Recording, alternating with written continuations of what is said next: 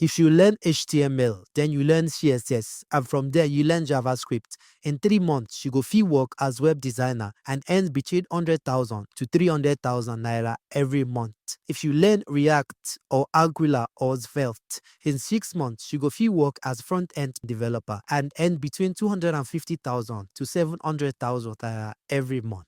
If you sabi Node.js, Django, or Laravel, and you understand APIs, databases, and server logic, in 6 to 8 months, you go fit work as back-end developer and earn between 300,000 to 900,000 naira every month.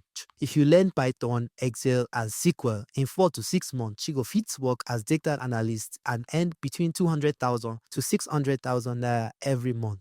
If you learn Flutter or React Native, in 6 to 9 months, you go fit work as mobile app developer and earn between 300,000 to 800,000 naira every month.